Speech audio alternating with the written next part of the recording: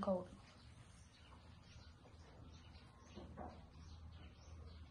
That's a big challenge. Social media is a double-edged sword.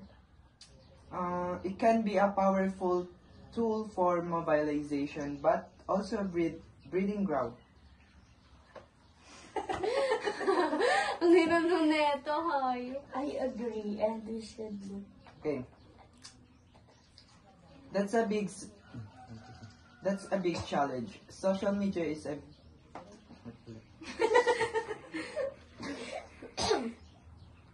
That's a big challenge. Social media is a double-edged sword. It can be a powerful tool for mobilization, but it's also breeding. Wala yung editor dyan, maguguluhan man siya. May ginamit kayong pin mic? Ano guro? Wala. May mga nagpipictorial pa nga sa likod namin kahapon. That's up. Saan kayo? Sa Pentor. Pinto. Maneng 31 years old na. Pipictorial na natin. Kasi na nga na. Pagod! Wow. Yung mga dinapalakso. Wala ko di spaghetti na nakita rin mo. Ikaw na, tuloy man. Ay, That's a big challenge. ulit. Ito ready, hayop ka. That's a big challenge. Social media is a big. Double.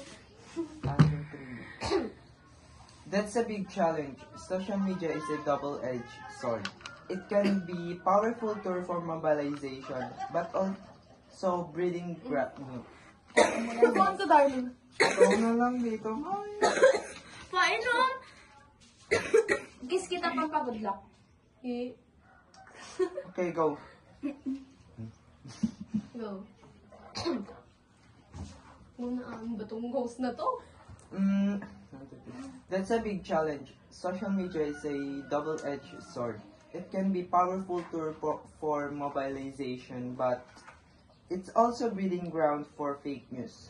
So, what are some solutions? Siguro, kailangan natin ng mas malawak na voter educational campaigns, maybe more town hall meetings, radio programs, and yes, even using social media effectively to counter misinformation. We also need to empower local organizations to reach out to communities. I agree, and we should also look to the accessibility of polling places. Are they accessible to person with disabilities? Are they safe? Kasi kung natatakot ang mga tao, hindi sila boboto. Right, and what about the role of the youth? They are a significant voting bloc. How can we encourage them to participate? This is where social media can really shine. Pero hindi lang online activities. Activism, I should say. Oh, gawin ka na. Makalayo na tayo. Cut. Cut mo yun.